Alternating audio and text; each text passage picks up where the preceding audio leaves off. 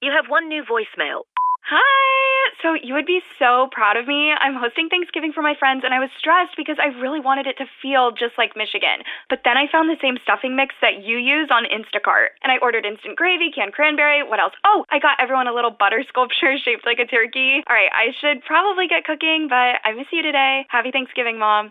Oh, and you should download Instacart. It's way easier than sending Dad to the store. Download Instacart and enjoy free delivery on your first 3 orders. Service fees and terms apply. What's up, Cuzzy Wuzzies? You're listening to the Bay Ridge Boys, History Hyenas. Bad. What's up, Cuzzy Wuzzies? It's me, Yannis Pappas, Obi-Wan Cucknobi, and I'm here with Chris DiStefano, and you're listening to the Bay Ridge Boys, History Hyenas.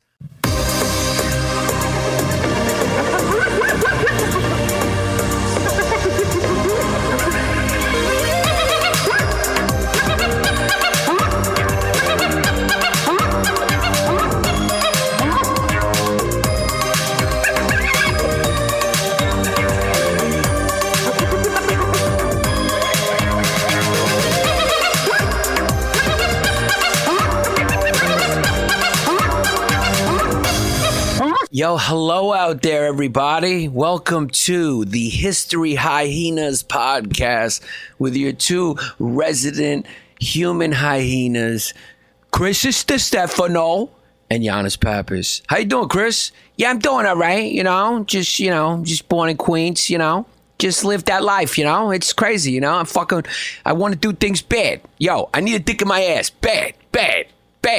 Yo, Chris, you're wild, man. Yeah, it's how it is when you grow up in Ridgewood, Queens. You just got, a lot of guys, they want to see your dick. Let me see your piece. Let me see the dick. Obviously, that's not Chris DiStefano because it's not gay enough. So, that was me.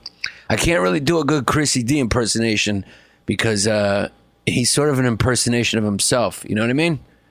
So, this is what's going on this week, guys. Chris DiStefano has passed away, and now this is, I told you. I told you in the previous episodes. He went out and he bought these black Reeboks. I think we might have mentioned. Did we mention that on this podcast? Yep. He bought these black high-top Reeboks. Kind of like the black girls in the 90s used to wear those with like door knockers. Those are like the meet me outside after school black high-top Reeboks. And Chrissy went and bought them because he's just too wild for society. So I couldn't take it anymore. People's sneakers, if there's something off, it kind of offends me a little bit. So like I've been warning on this podcast, I went to over to Indiana. Very easy to get a gun over there. Just walked into a gun show. I already had dip in my mouth. My little cuck snooze, my general Swedish snooze. So, they thought I was one of their own. No big deal. Boom. Bought myself a gun. Drove all the way back. Told Chrissy we had a gig up in Poughkeepsie. And he was like, yeah. So we drove up, and I walked him up to a hill, and he dug his own hole, and I put Chrissy into it with a bullet to the back of the head. So Chrissy's gone. We've lost him, and believe me, I know a lot of you are going to be upset out there. Look, he was he was a good friend of mine, and I know you guys were immensely entertained by Chris DiStefano from Ridgewood, Queens, comedian, transgender man. But, like I said, the world's not going to be a better place now that we're not with Chris anymore. But, score one for Law and Order, A little victory for Law and Order on Sunday. Yeah, I did it on the Lord's Day too, just so I could stare. I made him take off his shirt too, and you should have seen the animals in the hills of Poughkeepsie scatter when his anteater tit came out, and I was staring right at the Catholic tattoo on his back, that trashy Queens Catholic mural. He has a mural on his back. It's like a big cross. And I was just staring at it as he was digging away, going, Q, where are we going? Is there a museum underground? Kaya. And so I killed Chris. I killed him. Bam. So anyway, no, Chrissy's in Scotland, everybody. Don't worry. You know, I'm not gonna waste a life sentence on Chris Stefano and then admit it on a podcast. That would be crazy. Although we would shoot right up to number 1 on iTunes, as Chrissy would say. But it's just me and Zack Isis today. We're sitting here. Assalamu alaikum.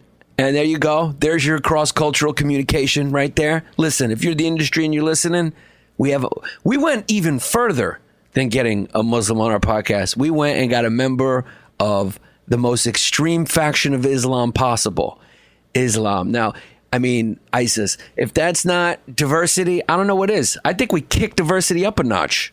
All right? We got a terrorist cell on this podcast.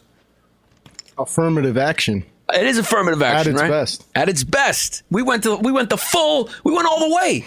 People, you know, they usually get like you want to have like a diverse cast. You have like a Muslim, Latin, Asian person. But how diverse really are they, seriously? They're all American. Everyone believes in the same stuff, you know? McDonald's, theme parks, Chinese buffets in rural areas, Pete's, capitalism. So how diverse really are we? I mean, how diverse is a Chinese guy whose dad is a doctor and a white guy whose dad is a doctor who grew up in the same neighborhood? Is that really diversity? I don't think so. We went all the way to Queens, right? I went and spoke to a halal cart guy. And I said, look, I want you to find me. I'm talking not just Muslim. I'm talking about hates America Muslim terrorists. And he said he had a nephew he could get me in contact with, but he would have to speak to the sheikh on a burner phone to get, because he didn't even know where his nephew was, because his nephew's constantly on duty doing reconnaissance for his Allah. Allah just means God in Arabic, right? Yeah, so many people when I was in school, they like thought that I believed in like a different God or something. Yeah. But it's not. It's just God in Arabic. Same old thing, right? Yeah. Same old thing. Allah is just a word for God. Yeah, same shit everyone else believes. Same shit, right? Same shit. Yeah, everyone believes in a God who's looking over us, who's getting mad, who gets really mad. You know what I was thinking, Isis? You want me to riddle you something I was thinking about? Riddle me. Check this out.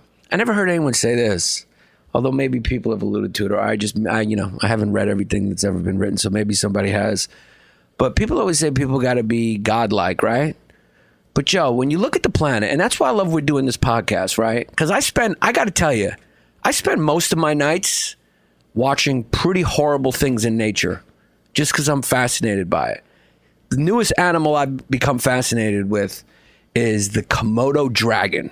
Oh shit! Biggest lizard. The biggest lizard. They reside in Indonesia, and these fucking sociopaths. I mean, they make hyenas look like social workers. They really do. What they do, these Komodo dragon, biggest lizard on the planet. I think it's like I don't know. Can you look at how fucking big that thing is? I mean, it's a big, slow, disgusting lizard that will eat absolutely anything, and most often eats it alive. And this is the reason why. The male, 8.5 feet. Female, 7.5 pounds. That's 170 to 200 pounds. So it's 8 feet long? 8.5, 8.5. So basically, it's a foot and a half taller than fucking Shaquille O'Neal. And it weighs 170 to 200 pounds. 170 to 200 pounds. So, that's a heavyweight boxer. So it's a heavyweight boxer, but it's at 8.5. And I think they can run for fast bursts, right? They pretty much, they chill slow. When they creep up on you, they creep slow. But they can run for short bursts pretty fast. You know how fast they can run? Let's see. You ever seen these things eat meat? They just look crazy. Yeah, I watched one eat a monkey the other day. I mean, I've been watching these things for like the past 3-4 days. I can't believe what I'm seeing. 12 miles per hour. They can run for 12 miles per hour. That's pretty fast. That's pretty fast for a big-ass lizard. For a big-ass lizard with 4 feet. Yeah, it's a big-ass lizard running 12 miles per hour. But listen to the MO of a Komodo dragon, and then I'll get to what I was about to say. And the Komodo dragon is evidence of what I'm about to say. Komodo dragon, this is how it kills. This is how it hunts. You can even watch this video on YouTube. There's one of it just like hanging out by a buffalo. Just kind of hangs out. Buffaloes, unfortunately, really fucking stupid. I guess it felt like this thing was non-threatening or too small to hurt it. So the buffalo is just chilling, hanging out. And all the Komodo dragon has to do is bite anything just once. That's all it has to do. Doesn't have to kill it. It's just seeking to bite it. And the reason why is because its mouth is a cocktail of deadly venomous bacteria. It's just the dirtiest fucking mouth you've ever seen in your life. Any crackhead you see on the street who hasn't brushed his teeth, he's got one tooth left. Are there even crackheads anymore? Oh yeah, I see them all Meth the heads. time. Yeah, I see them all the crackheads. time. Yeah, I mean, meth really is like, They do all kinds of shit. yeah, the meth is like it's like the iPhone 10, you know? Yeah, it's coming in. And the I feel like pills are the new thing now. Like opiates, right? Yeah, like Xanax and stuff. Yeah, but I'm talking, you ever think about how dirty their mouths are? Just this is about as million times more dirty than the worst crackhead in the history of the world. So all they do is bite them, and then they wait. They just wait, right? And then slowly the animal dies. And check this fucking out. The animal could even roam away and think it. And usually animals think they're good. They're like, oh, this is going to heal. It's going to good. I'll be good. Rolls. They don't even see the Komodo dragon anymore. All right. This is what this fucking psychopath killer does. I mean, some of these animals are psychopathic killers. So this animal goes about its business, sometimes a week. It takes up to about a week for them to start getting weak. So they're just living their life thinking they're great. Next thing you know, that little bite on their ankle, like the video I watched, all the Komodo dragon did was bite the ankle of the buffalo one time, and then the buffalo went along its business, thinking it was okay. About a week later, the animal weakens, starts falling down, and doesn't really die. It's a slow death, but can't move anymore. And then you know what this fucking psychopath does? It seeks it out. It can smell the wounded animal for up to 6 miles. 6 miles. This thing is like an assassin. Like you remember that movie No Country for Old Men? Oh, that's a great movie. Yeah, that guy's based on a Komodo dragon. It's like wherever you go, it's gonna fucking find you. It's like a guided missile, and it comes and it finds you.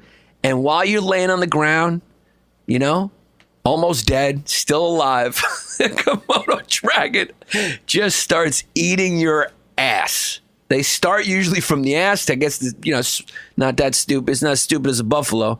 That's the sad thing. Predators are always smarter than prey. It's brutal.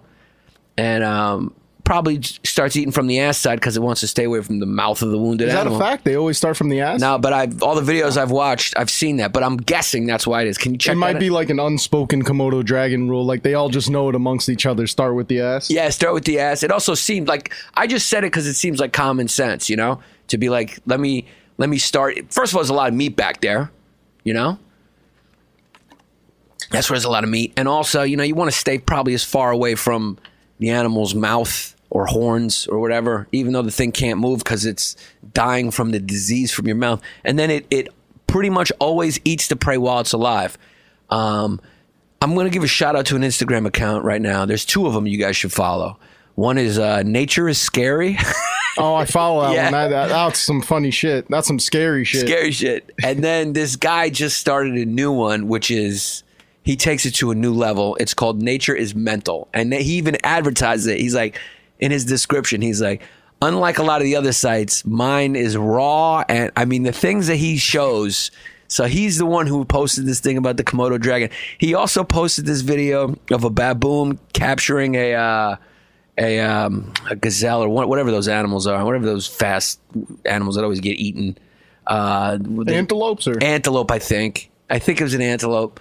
And a baboon will, on occasion, just find like a young antelope by its mother and just snatch it and then eat it while it's alive. And this baboon had the baby and was just eating it in front of the mother trying to get it. So you're just watching the baby go back, try to reach out for the mom while the baboon's just picking out the guts like spaghetti and just clawing at the mom to keep her away while he's eating her alive. I mean, nature's fucking brutal. But Komodo dragons, definitely definitely caught my attention. You know, Yeah, it says that they try to make a cavity to shove their whole head in. So maybe that's why they start with the ass, because it's already kind of an opening. Oh, they try to shove their whole head in? Yeah, they try to form a cavity in the animal to shove their head in. To eat whatever in there. Yeah, I guess to get all the guts and stuff, to get the real good stuff. Yeah, so that's God's beautiful planet right there is my point. Animals are scary. Animals are scary, and that's what the truth is. I mean, that's the reality we inhabit. The only reason we've been able to distance ourselves from that is because of our brain. Our brain can kind of project into the future. We got a opposable thumb that can kind of grab shit and make tools. And so we were able to become the ultimate killer, because that's what really we are. I mean, come on, dude. You ever go to a fucking factory farm? I mean, we are the apex predator, you know? Most of our protein comes from dead animals, lesser life forms, and we only call them lesser because we can kill them, you know? I mean, they're much greater than us if we had to survive outside. If we had to survive outside, you know, we would be fucked. We'd be prey again. Because a lot of fucking a lynx lives outside.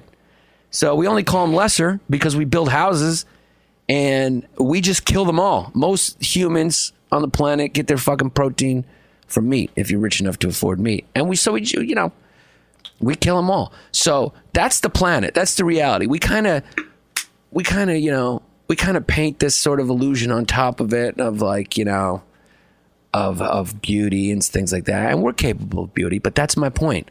Only humans really seem to be the only ones really capable of figuring out like rules and law, the rule of law. I mean, that is the one specific thing that is the most peaceful thing of any animal that any animal's ever created. Every scientific advancement, every technological advancement has been enabled by the rule of law. Because if you don't have rule of law, then fucking people are acting like savages. You can't sit in your little house and think of science because, you know, there's a raiding army coming to get you. Do you know what animal that scientists have said if all humans went extinct would be next on top of the food chain, would pretty much take over? Roaches. No. Mice. No. Let me guess. Give me 5. Give me your top 5 guesses you would say. Roaches? No. Mice? No. Germans? Close. Close. Let's do this. Greeks? No. No. Oh, surprising. Superior people can't do it. Okay, last guess. I'm going to go. I said humans, by the way, so it won't be a human that takes over. I'm going to go something underwater. I'm going to go with. Oh, there you go. You're getting closer. Skeeters. What are skeeters? Mosquitoes. Oh, no, those aren't underwater. You've never been outside New York, have you? Sometimes, you know, I have to make a delivery every now and then. But anyway, the answer is squids, giant squids. Squids. Smart motherfuckers. Smart motherfuckers. They would be next on top if we all went. Really? I said you've never been outside New York because skeeters, that's kind of like a southern way to call it. You know, the South. Southern people call them mosquitoes. Skeeters. Skaters. Skaters. Sounds like skaters, but skeeters. So squids. And why is that? They're just smart. I guess they just get it. I guess they're just a little bit smart, which I thought it would be like dolphins or something, but I guess they just get it. They could probably make dolphins and shit do what they want. They look like alien squids. They might be. Yeah. That's why they're up next. Yeah, those fucking, those oily, gross squid. They taste good, though. I like squid. I like delicious. A good squid. Some calamari. Yeah. Good calamari. Good, yeah. Delicious. So squids would really be the ones if if everything went extinct. They would be on top. They would be on top. How? Why? It was something about their intelligence. It's something about the way they communicate. And, like, they're kind of off the grid, too. Like, we don't know how many squids are in the world because they're just so off the grid. Yeah. And they're just smarter than most other animals. That might be why we can't really find them and shit, because they're just smart. They can avoid us. Do they live in, like, deep water? Yeah. That's what it is. It was specifically, like, giant squids. It was, like, one type of squid that was the giant squid that lives, like, super under the water. They find one, like, every 10 years and shit. Those things could take pretty much anything down, right? It's like the Kraken. Those Kraken type shits. What are Krakens? You know, giant squid. You never heard of the Kraken? No. Really? Like the Pirate's Tales? Go get the Kraken? No. See, I never been outside of New York either. Yeah, they talk about the Kraken everywhere other than New York. What's the Kraken? It's like the actual myth behind it is that Davy Jones had a giant squid that he would use to take down ships, and it was called the Kraken. Like whenever you hear of an old sea monster and shit, it's always the Kraken. Have you never seen Pirates of the Caribbean? No, I haven't. See, I'm not interested in any magical real movie except for Game of Thrones. It's the only thing that's got me. Yeah, I like Game of Thrones, but anything else, if there was like a talking squid or a bird, that I wasn't into it, you know. And so Pirates of the Caribbean is kind of like magical realism, right? Yeah, Game of Thrones is where you like draw the line. That's where I draw the line. Yeah, and I didn't think I was gonna like it until I started watching it, and then I'm just not. Yeah, I like reality. I'm really into reality. I like I would rather watch a Woody Allen movie than watch like a superhero movie. I don't understand what the big hoopla is about superhero movies. About like Infinity War and stuff? All that shit, yeah. I'm like, this guy can't fly. Nobody can fly. I'm like, oh, wait, X-Men, this guy's got, this chick turns green. I'm like, I'm always just sitting in the movie going, this is not real. I like stories based in reality because I am a true blue psychopath. By the way, true blue psychopath of the week, Komodo fucking dragons. TBP. Even though I would practice that when I still did it slow. Chris does them fast. Yeah. I wonder why that he has a special talent for being able to do acronyms so quick. Only when he does them, though. Yeah, only when he does them, right. We discovered that, yeah, because he's a true blue psychopath himself, control freak, so he can't do it. But true blue, the TBP, definitely Komodo dragons. Go check them fucking psychopaths out. I would say they're up there. They're in the Animal Psychopath Hall of Fame. We should have a History Hyenas Animal Psychopath Hall of Fame, and hyenas are definitely in there. This one you got today. I got a good one today. These motherfuckers are so in need of a dentist. It is unbelievable. Their teeth are candy corn yellow. And where'd you find this one? This guy's got no ear. Google Images. I was actually going to use the one that you guys used to like make the poster, the history, but they're just so covered in blood, those hyenas, that I found it too graphic to put up. Yeah, we used it as a logo, but it's too graphic for one episode. Yeah, those two hyenas really fucked up whatever they fucked up. No, the thing about the hyenas, the reason why his ear is missing is it could be either from a fight with another animal, but when hyenas haze each other, when they gang up on each other, first of all, they always kill their brothers. They constantly, like, a lot of times there's so much fratricide between hyenas. They kill themselves all the time. I mean, kill each other. So, but when they haze one, they always fucking rip his ear off. I've seen this many times. They grab him by the ear. Have you ever watched one of those videos? We'll post. We're gonna start posting clips. You want to watch one right now? We can put one. Yeah, throw one up right now. The hyena always grabs the other hyena by the ear and just holds on to it for like 40 minutes. And just yanks it around and rips it off. Hyena rips off another hyena's ear. Yeah, they're constant. Look at this. Hyena face gets... Oh, no, that's a line. Yeah, check it out. He got excited as hell. See, I just lay in bed and watch these fucking videos. Oh, God. I mean, it's brutal. This is going to be very hard to watch, but we are going to stay here. So if you cannot keep watching, you're going to just simply have to turn off the TV. This is very, very serious. Who's he talking to? I think it's like a guide, and he's talking to the other people. So why is he saying turn off the TV if they're live? Oh, it might be... Oh, Safari Live. Yeah. I love it. Pause it for a second. I love it that this is the fucking Safari truck is probably filled with these, like, bunch of British families. Like, wanted to see a nice giraffe. Yeah. A tree. Like, what, Mama? At what point do we feed the giraffes?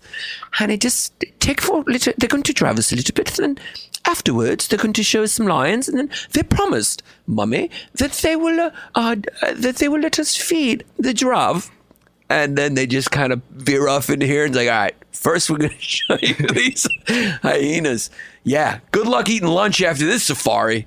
What we're watching right now, Zach just found a great video of a pack of hyenas ganging up on some hyena. That's how hyenas are. The hyena's probably sick, maybe weak, maybe said something about the other hyena's mother. They are a matriarch. Hyenas are like the Italians of fucking animals. They love their mothers so much. I love my mother. That, like, if you talk about that fucking matriarch, this might happen to you. I feel like that hyena looked at the camera too, like he knew he was getting fucked up. He knew what was going on. Yeah, I think the other ones almost screamed world star too. Let's watch the rest. Holy shit. Fiercely amongst different clans, and sometimes even within their own clan. Oh, God. And it's often the females that will compete most ferociously. These are for chicks. the hierarchy of queen. These are chicks. And it looks like right now, one individual hyena is in serious trouble. It's one ear. You think? Just about being ripped off. And like I said, this isn't easy to... Thanks for telling us. He finally got free. Oh, she finally got free. So these are chicks. Fucked up, Yeah. And look at the other ones. They just start grazing grass like nothing. Oh, and they just leave it. Look at them. They go smelling around like, yo, maybe we'll find some berries. look at its ear. Its ears. Oh, God. The other ones are just chilling. And then they just look at it. They just leave them. They just leave her. Oh, that's fucking brutal. I mean, might as well kill. I mean, oh, look at that. It looks like it's going to. Oh, no. Oh, it's got a broken leg, too. Back. Yeah. Oh, yeah. That foot has been completely broken. So I'll take back what I've just said. This hyena is in dire straits. What, do you think it was okay? Look at those wounds. I mean, that's a two-sided fight, that. And yeah, I think we are sitting in the middle of a battle zone from last night. Scars he got. Yeah, that one. A few hits. Yeah, he took. Yeah, you could tell who won that fight. Sorry. I mean, he's walking though. Right She's walking. Almost. This hyena's walking away with one ear and a broken. Look at that foot. It's going. It's trying to tell. It's like, look at what this motherfucker just did. Yeah, to me. no, it's trying to go to the truck and being like, yo, can you take me to a fucking hospital, please? You're just gonna stand there and watch? Oh, no, that back foot is just too much. So why are you standing there? I mean, at that point in the wild, you're pretty much done for. Like, Yeah. if you're like that. Yeah, you can't just call an ambulance. You can't. Cops aren't going to show up. I mean, you're just fucked. That is brutal. Yeah, and they just ripped them off. It's like, why? At least kill them, man. Kill her. Crazy thing was, those were chicks. That was a good old girl fight. A hyena girl fight's pretty vicious. Yeah, pretty fucking vicious. A lot more vicious than a human girl fight. So my point is, back to my original point, is like, everyone says, people got to be godlike, you know? But, you know, that's not really accurate. If you want to talk about, like, what's accurate and what we do know, not to get too philosophical without Chrissy D. And that's why I like having Chrissy D here. He doesn't let this happen. Should I get the X-Files music from when you get too crazy? You might. Yeah, that could be a good thing. That could be a real good thing. But, you know what you never hear is maybe God does exist, and maybe God needs to be more human-like. Because think about it. We're the only ones who created rule of law. We're the only ones who can imagine a better world than he created. When you look at his world, it is actually fucking brutal. Full of killers and prey. That's it. It's just a ball floating in space full of psychopaths who eat their prey. Fucking some cannibals, fratricide, all types of grisly murder and violence. And only humans are the ones who can kind of conceive of anything better. In fact, we created God and endowed him with the goodness in humanity. Going too far. There we go. No, that was a good one. Because I got the idea out, so it's good. So that's basically the idea. Maybe God should be more human-like, you know? But then we wouldn't have all these fascinating animals to watch. And I don't know why I'd rather watch a hyena. Because to be honest with you, that's the crazy thing is, like, I'm a good person. Here's the deal. I know we did the psychopath test, and we already knew Zach was a psychopath because of what his job is, you know? This is his side job. His main job is killing infidels, right? So we knew he was a psychopath. Certified psychopath. We knew Chrissy was a true blue psychopath because he's the original king gay, right? And he's wild. But I'm not a psychopath. I'm a good kid. I know I rated higher than him on the test when we did that on that episode, but I'm a good kid. I'm a good kid, but I would rather watch hyenas ripping another hyena's ear off or killing lion cubs, killing babies of their rival lions than, watch impalas. I mean, Impala, let's be honest. Isn't it wild? Like, everyone wants to watch Goodfellas. Goodfellas is a movie about fucking criminals, killers, thieves, and for some reason, even the good people on the planet would rather watch that. Bad people are just more entertaining, no? Yeah, like in Halloween, like, would you rather be the big bad wolf or one of the three little pigs? I feel like the villain has always been a little more, people rather, I don't know, it's weird. Now with superheroes and shit, people want to be the hero, but used to be people really like the villain, like getting in his head. I think still. Yeah. I think so. For the now most it's part. more realistic, like people looking up like serial killers and stuff. Yeah. Getting in their brains. Yeah. Or on that would be funny if Halloween I just walked in with like if somebody's Halloween costume was just like they walked in with a woman's head and they're just like, I'm Ed Kemper, and they started fucking the head. That'd be dedication to the role. That would be a great Halloween costume. I mean, not a real head, but like a fake head. You get like one of those model heads, like a mannequin. Yeah, because that's what he did. Is he cut his mother's head off and he fucked it. That's what Ed Kemper did. Yeah, that's what he did. The human brain is fucking, to quote Chrissy D, wild. So yeah, I mean, I don't know, dude. Because think about it like this: Shark Week, huge. Yeah, everyone loves Shark Week. Everyone watches documentaries about lions. Nobody has ever tuned in for a documentary about fucking turtles. There's no Turtle Week unless they're the snapping turtles that kill. Then people want to see it. Here is, I'm going to save it. I'm going to save you know what? That's kind of a good idea. We're kind of a new podcast. We should probably be doing a True Blue Psychopath of the Week every fucking week. And I already have the next one queued up because I've been watching so many of these. I'm not going to say it now. I'm going to save it for next week. Save it. I'll tell you after the podcast so you can go research it and be fucking dumbfounded about how, because it's the most, I'm going to tease it a little bit. It is the most unexpected, like, killer you'd ever, it's not even, the thing doesn't even move. Doesn't even move, and it kills everything in its path. So anyway, salt. Huh? Is it salt? Could be salt. Yeah. Salt? So that's actually table salt. Is a good table salt could win the TBP of the week at some point. It's taking out motherfuckers left and right. For sure. Sugar too. True Blue Psychopath.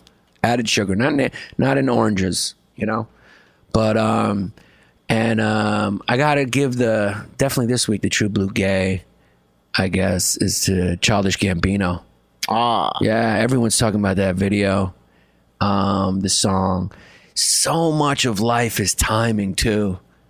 I've been thinking about it. Like, that's what luck really is. When you define luck, there is a lot of luck involved in life. My dad always told me that, He's like, he always asked me, he said, remember, if you'd rather be smart or lucky, always choose lucky. Smart people get fucking killed all the time. But I've been thinking about what luck really means. And of course you work hard and everything to be prepared for those moments or try to get lucky. You basically work hard and prepare to try to get lucky. And what lucking is timing. It's just fucking timing. That's where the luck comes in. Like, not to say that this video wouldn't be huge in a different context, because it might be. I mean, you can never know. But this is coming right on the heels of Kanye's fucking Trump love, calling slavery a choice. True Blue, I mean, if it wasn't for the Komodo dragon upstaging Kanye this week in my life, then obviously, as far as humans go, Kanye is the True Blue Psychopath of the week. Because he straight out just called, he's like, 400 years, that sounds like a choice. Well, do you think that's like his real thoughts, or do you think he's just kind of trolling like how a lot of today's famous people do and trying to, because he has 2 albums coming out. Do you think he's promoting, or do you think that's his real shit? No, I think he's totally promoting, but that's bad in and of itself. That he's using that to promote. It's like, how much of a true blue fucking psychopath are you that you're trying to get on the airwaves by saying slavery? You know what I mean? By getting attention by saying slavery was a choice to promote your fucking album. Is that where you're at, Kanye? Bad meaning bad on that one. Bad. The real bad. But anyway, you know, he's just, I don't know why people listen to fucking Kanye so much. Just fucking Kanye, you know?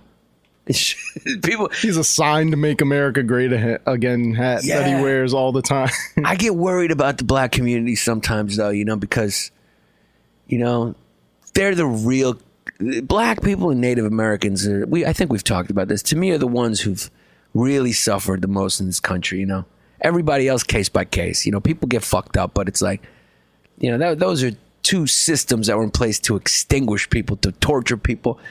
And it's like, I get worried about the black community sometimes that you read these tweets and shit. People are putting so much. It's like, because I'm Greek, and I know the Greek American community would never care what Yanni tweeted.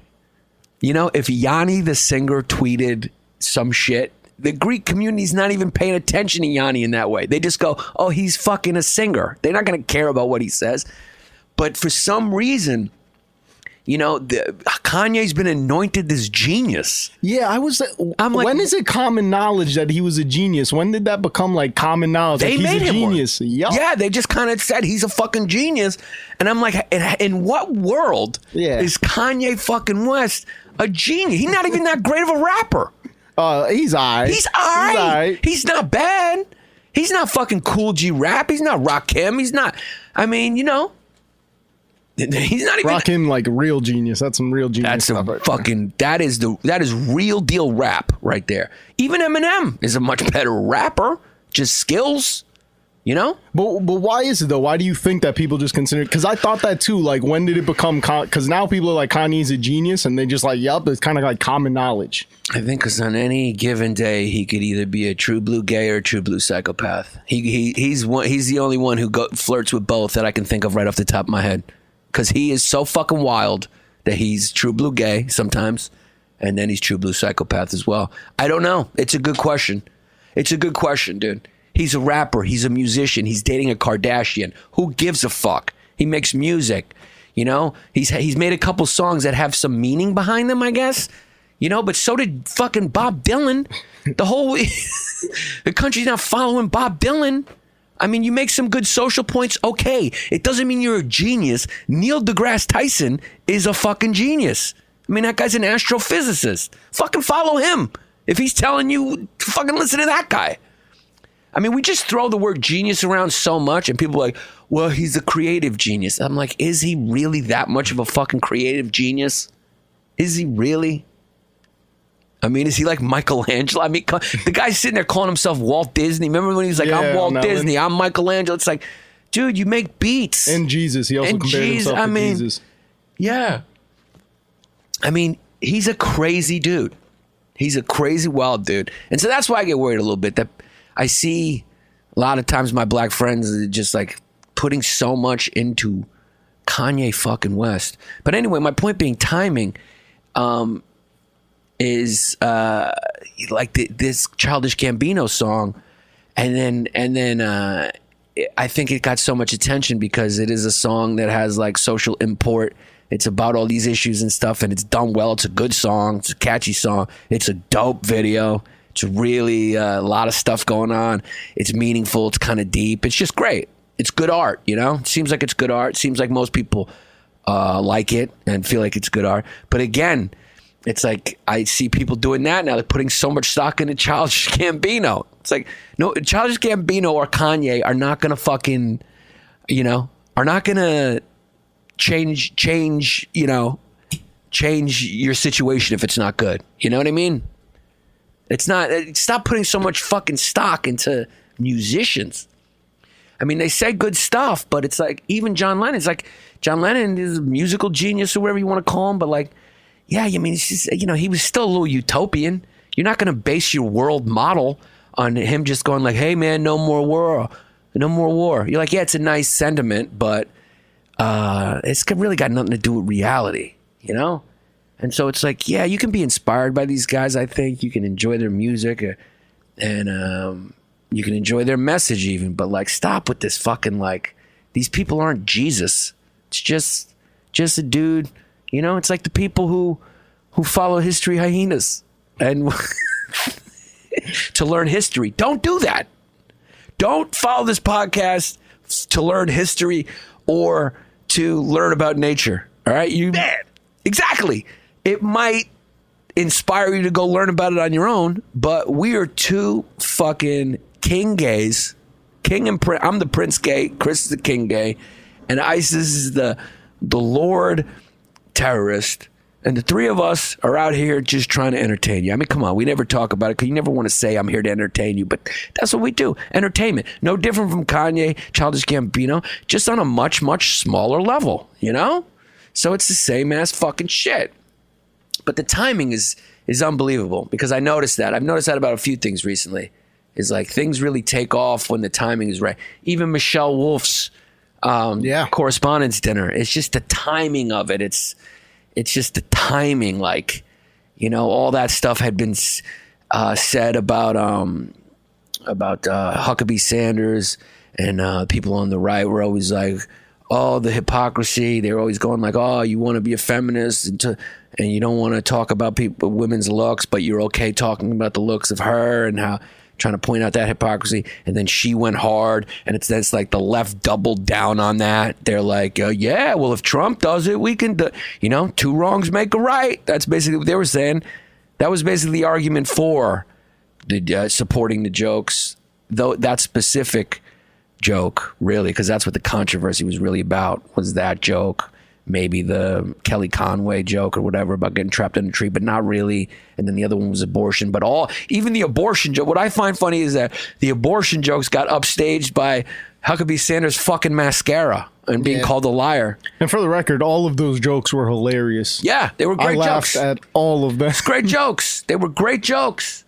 But the one that caused the controversy was really about timing.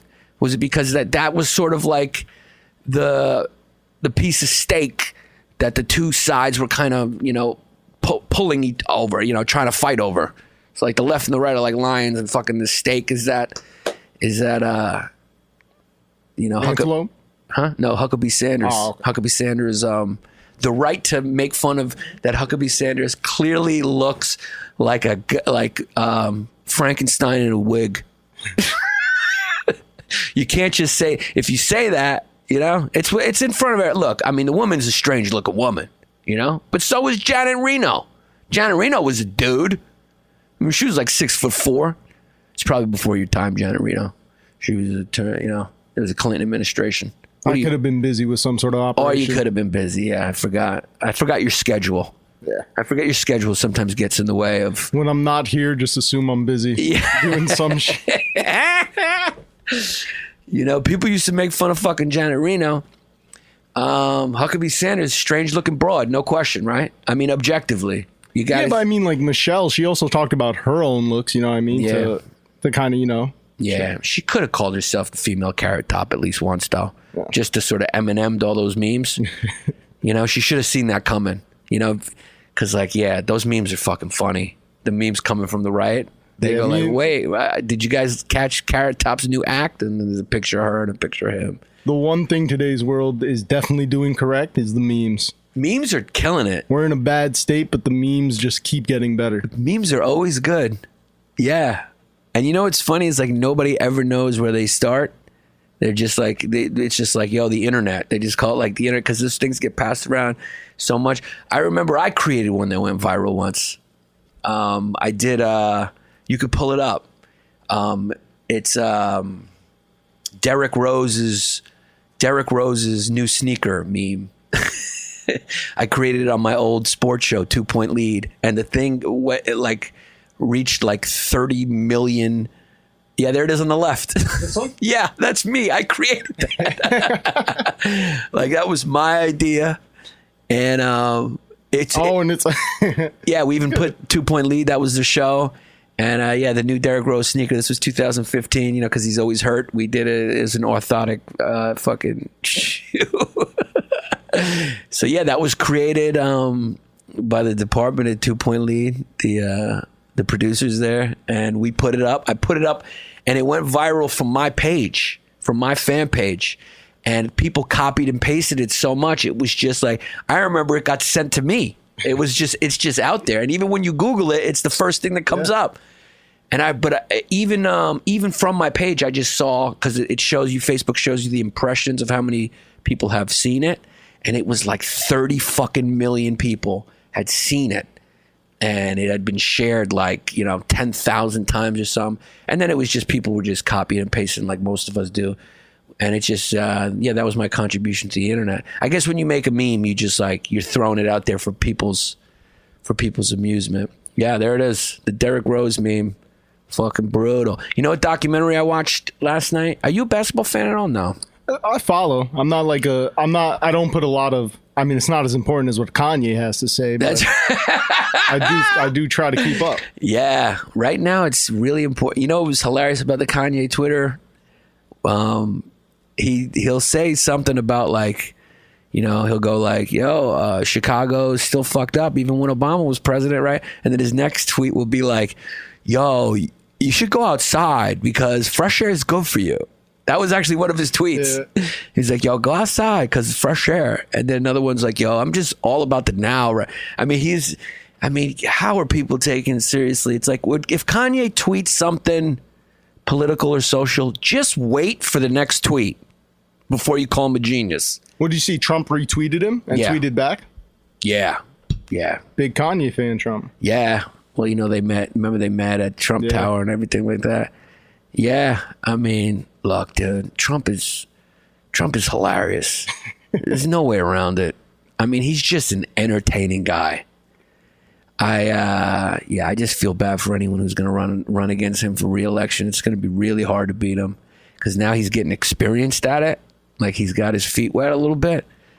And I think we should try to maybe nominate, if you want to take him down, you may have to nominate like a true comedian. I think do you think Sanders could take him down or not? It's too far gone for I don't think so, man. I like Bernie because Bernie's honest. Bernie seems honest. He seems like an honest, good guy.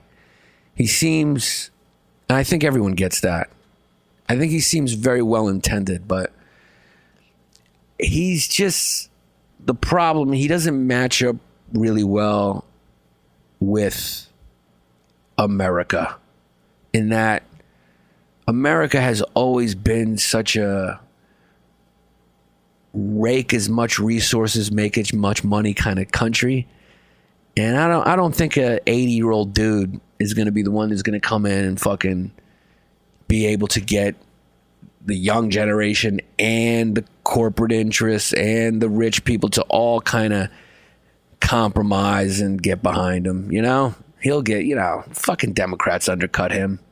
They pulled a real Tanya Harding on his ass. Took out his kneecap.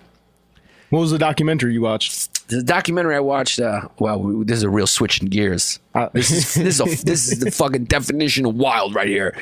To go from Bernie Sanders, God, Komodo dragons, to a documentary about Vince Carter in Toronto as the Toronto Raptor. Yeah, that's initially what I was coming in here to talk about, but we're already at the fucking 47-minute mark because me and Zach flowing like crazy here without the true blue gay who we miss, who will be back for the next episode. But it was sort of the history of how basketball, and then I went and did a whole bunch of research on it, how basketball kind of took off in Canada after Vince Carter became a Raptor, which was fascinating to me. It's a great documentary. It's light, of course, but it's inspiring in some way. And if you're a sports fan, and specifically a basketball fan, I highly recommend it. I think it's called Vinsanity, or something like that. Or no, The Vince Effect. They should have fucking called it Vinsanity. Vinsanity would have been a little clever. That should have been better. That would have been more clever. Yeah, but they obviously mentioned Vinsanity a lot, but I think it's called The Vince Carter Effect or The Vince Effect. And it's on Netflix. And I watched it. And, because hockey is like the only sport really in Canada that anyone cares about at all. It's the national sport. That's what sells the most jerseys, the most fucking Gatorades, whatever they had up there, until kind of Vince Carter. There was 2 expansion franchises that came to Canada in the early 90s, was it? And it was the Vancouver Grizzlies and the Toronto Raptors. And this is how much Canada didn't really give a fuck about basketball. Is the Vancouver Grizzlies folded fast. I mean, they moved to Memphis, Tennessee. And then Toronto was really faltering. Like, you couldn't give those tickets away. Then Tracy McGrady got drafted by the Raptors, but he really wasn't a good player at all. He was young. I think he was like 19. He came out of high school. So, but you could see his potential just by his athleticism. But when Vince came, and then it kind of took off. And the thing was, it wasn't just that he was playing for the Raptors. You see, because the whole thing is like people didn't want to. A lot of these guys never even heard of fucking Toronto. I mean, I didn't even think about Toronto when I was a kid. Like, now Toronto is like on the map in pop culture because of Drake. And I mean, it is just fucking on the map. Basically because of Drake and because of fucking Vince Carter, which is interesting because Vince Carter embraced Toronto. The players before that just didn't want to live in Canada. I mean, it's a pain in the fucking ass. It's a pain in the ass. I know it's a pain in the ass for me, when we go to, Just for Laughs Festival in Montreal, or I've done gigs in Toronto, and you get on a plane at JFK and you go for a 40-minute flight, right, to a country where everyone sounds exactly like you until they say a or a boot. That's how you catch a fucking Canadian. You're like, they blend in just like normal people until you go like, you say, what were you talking about? And they go, what was I talking about? And then you're like, you're fucking Canadian. Caught you. And so you're in a country that's fucking 40-minute flight from you. Everyone talks like you for the most part. Everyone speaks English. And you got to take out your passport and go through customs. You're like, this is a fucking pain in the ass. I'm waiting on a long snake line to, you know what I mean? Just like, whatever, dude. Why do we have to do this? Can't we just like... It'd be so much easier if we just conquered Canada and let it still be called Canada. But like, all I needed was my driver's license to fly in there. I mean, what am I smuggling in that you don't have? Jesus. So it's a pain in the ass. And it's freaking cold most of the year. But, not any colder than Maine or Wisconsin or so whatever. So... a lot of the NBA players probably, when it first started, didn't want to be there because they probably just didn't want to go through customs. And then you got all this cash and you got to go. At that time, it was different, It wasn't as easy with credit cards and all that shit in the early 90s. So you had to fucking change your money, And then you get taxed. Like, Americans probably hated that because then they got to pay that fucking Canada tax, put into that pot for people's health care. When you're a millionaire, you don't want to do that shit. Fuck free healthcare. Yeah, like, fuck everybody. I'm a millionaire, Yeah, everyone's a socialist, dude, until they get rich. Everyone's for Bernie until they become a millionaire. And then they're like, what, these taxes are a little high. People should fucking work for a living like me. And then Vince Carter, he just embraced Toronto. He really embraced it. He invested in the club up there. He became part owner of this nightclub. This nightclub became the hot spot for players who were coming through town to play the Raptors, to hang out, and they would all go there. And he was sort of like the ambassador for all these NBA players to how cool Toronto can be. And Toronto is a cool ass city. Toronto is a very diverse international city, and it's a big city.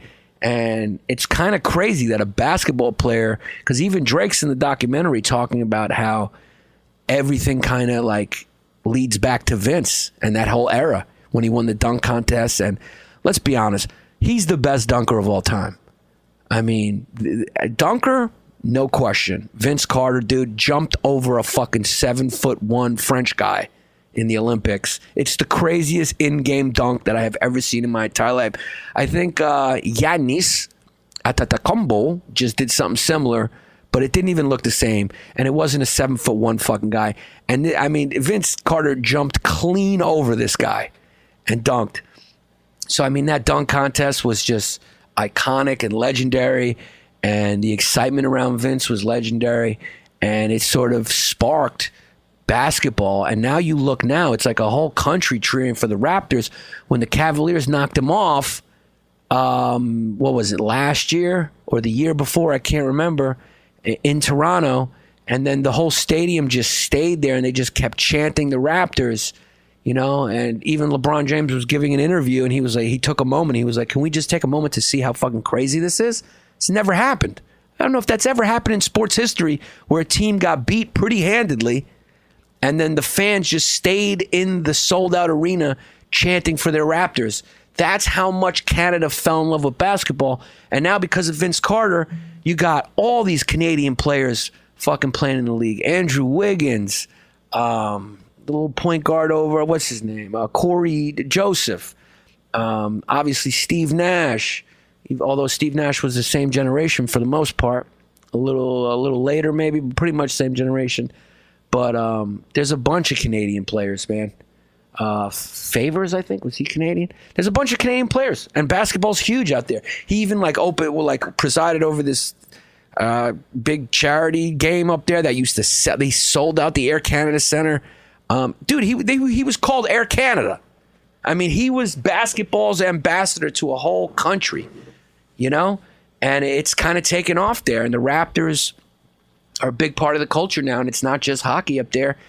And I thought that was a pretty crazy thing. I thought that was a very interesting thing.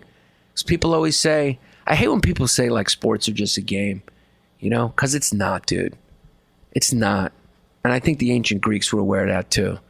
That's what, you know, the Olympics was like an important, you know, humans have, again, this goes back to my original point about how humans in some way, maybe God needs to be more human-like. Because the natural state of things, the way God created it, is people fucking fight for territory and they kill each other. Whereas in sports, it's basically war with rules. We get to take that instinct that we have in us and make no mistake, it's a fucking instinct in us to kill each other, be tribal, team up, and try to destroy the other team. That's just in us. It's in every animal. They fight over territory. And sports turns that instinct into something gorgeous, you know, it's war with rules. And so it's very important to have sports. You know, you can always tell how good a country's doing by how much their people are into fucking sports. You never see, like, Iraq never has like a goddamn, you know, World Cup team. You never see Uzbekistan in the World Cup, you know, because they got other shit going on.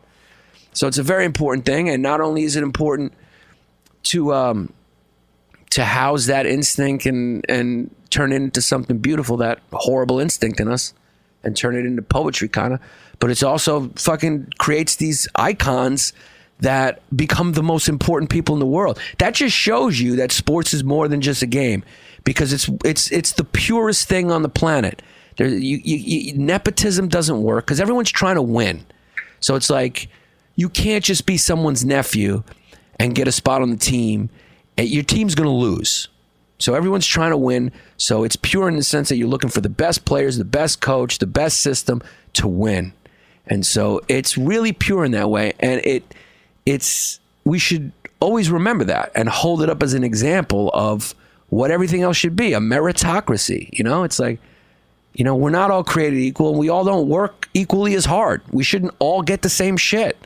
And people who work hard or are brilliant should be rewarded for that brilliance because it does benefit everybody else in a lot of ways. I mean, think about this, dude. Michael Jordan was the most famous person on the planet Earth.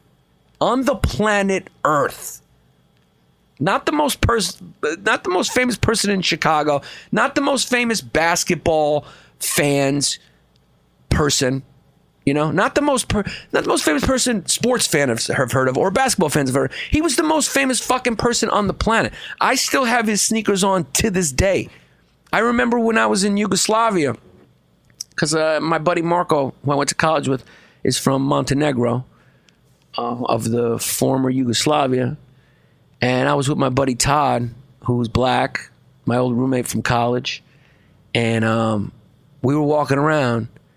And most of those people, which is very different from my experience, it's crazy when you go to another country or another place that's pretty much homogeneous, you know, and they've never seen a black person. Nobody in that country, for the most part, had ever seen a black person in real life, which is fucking wild. Because I grew up in New York City. I mean, sometimes I barely saw white people, you know? But it was weird to be there. And everywhere we went in Yugoslavia, people would point at Todd and just go, Michael Jordan. Michael Jordan. So, he put African Americans on the map. Him, Michael Jackson.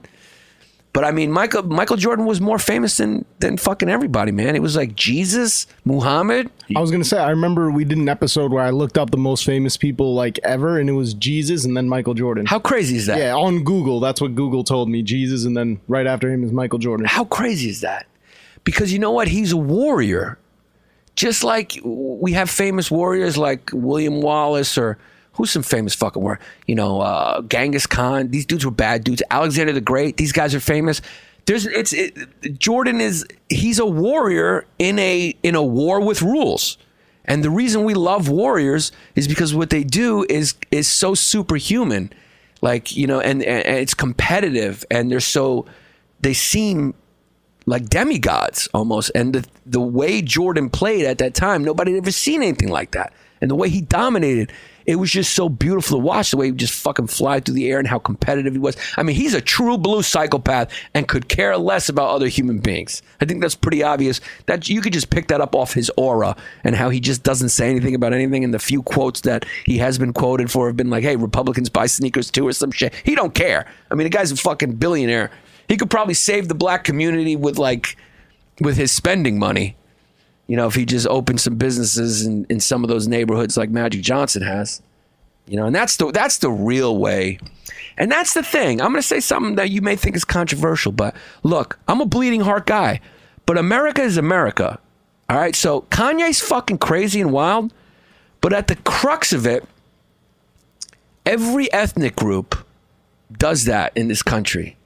Every ethnic group makes it as an ethnic group through money, through businesses, and then employing people from their ethnic group or doing business almost exclusively with people in their ethnic group. That's just the dirty secret of America. That's the way the Greeks did it. I know that's the way the Greeks did it because I'm fucking Greek and I watch it. I've been to those events. I know that's the way Jews do it to a certain extent. I know that's the way Italians have done it. I mean, whoever else. I mean, that's just what you got to do. And it's like, you know, you go and then you make those neighborhoods great by opening businesses and making money for yourself. Kind of the Republican way. I mean, it's kind of like, there is some fucking truth to it. You know what I mean? Of course, like anything, you don't want to be extreme about it, but there's some truth to that shit, you know? Some of us want to be extreme about it. We are at an hour and 2 minutes. Hour and 2 minutes. A wild hour and 2 minutes. It's fucking wild. It was a little too deep without Chrissy here. But you know what? One day I won't be here, and it'll be 100% fucking wild. It'll be, Chrissy keeps it light. Although Chrissy's a smart fucking guy. That's how much of a psychopath he is. He likes to pretend like he's an idiot, but he's a really smart guy. Not saying this was a smart episode, but we did talk about some deep shit. But we also did have some fun. Told you about Komodo dragons and how fucking wild they are. This episode's, I mean, this episode could be what? Komodo dragons were wild, or Vince Carter was fucking wild? Vince Carter was wild. We also watched a hyena get its ear ripped off. We did watch a hyena get its ear ripped off. Covered a lot. We covered a fucking lot of things in this episode. But, I mean, I got to say, if it wasn't for Vince Carter, I don't think anyone would know who Canada is. Just the same way Michael Jordan made basketball, and in a lot of ways, dude, it's even culture. It's not even basketball. It's like Michael Jordan himself.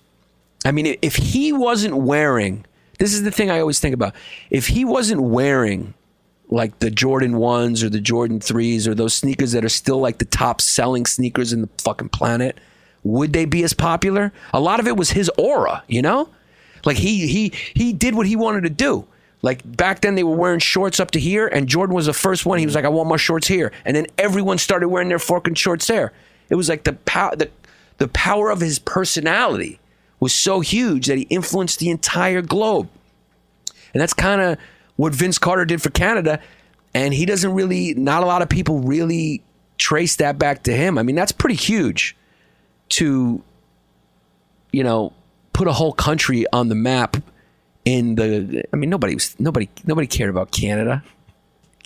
Nobody was thinking about Canada So would there have been a Drake without Vince Carter? You know, Drake doesn't seem to think so, at least in some part. He traces it all back to Vince, even himself.